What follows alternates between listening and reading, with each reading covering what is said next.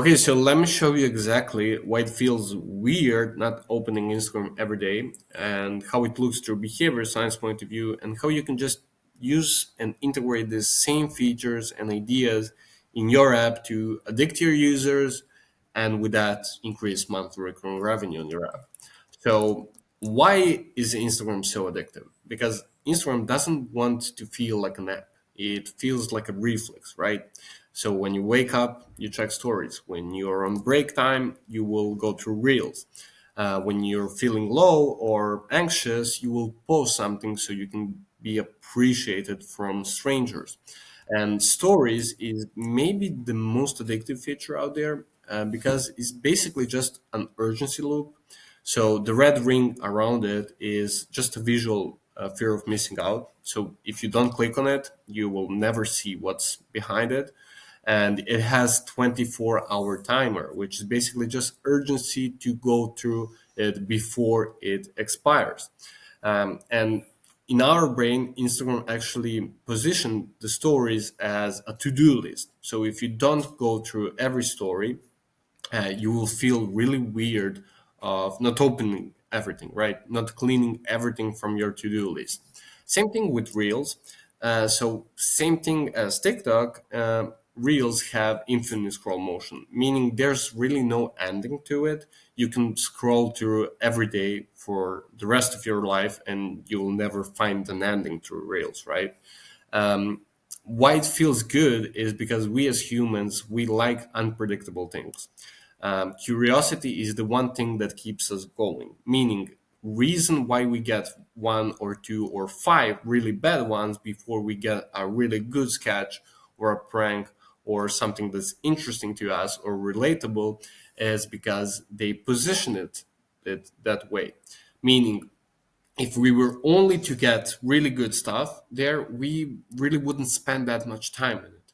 We're constantly looking for a good videos, for a good reels in order to fulfill ourselves, right? Same thing with DMs. So this is more like the scene feature on Instagram is another really good feature because it builds status.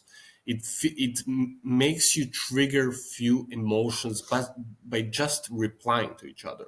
And Instagram is the only app, like WhatsApp doesn't have this. It added it only after Instagram did, right?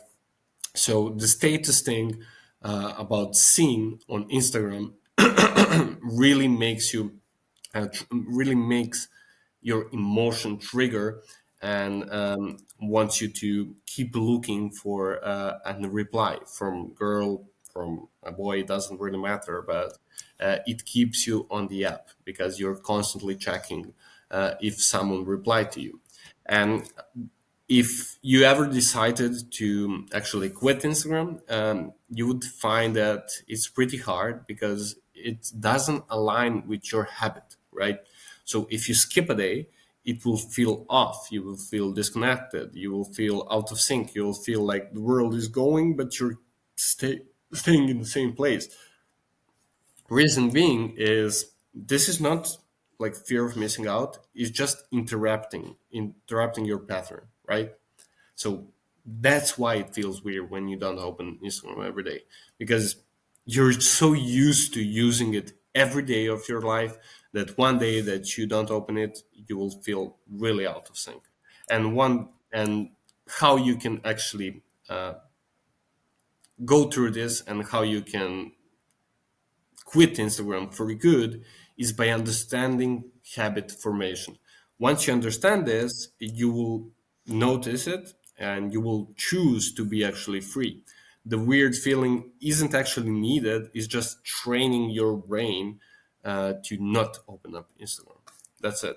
So the first part of habit formation is trigger. This is basically just a muscle memory or entry point, and this is caused by either boredom, loneliness, curiosity, or anxious, right?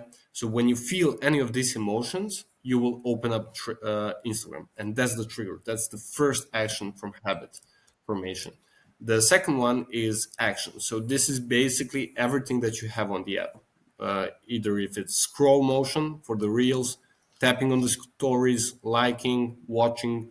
This is everything that's just micro actions that really require near zero effort for you to use it, but it feels so addictive. And the reason being is scrolling is so easy because it's a lot easier than from habit formation point of view.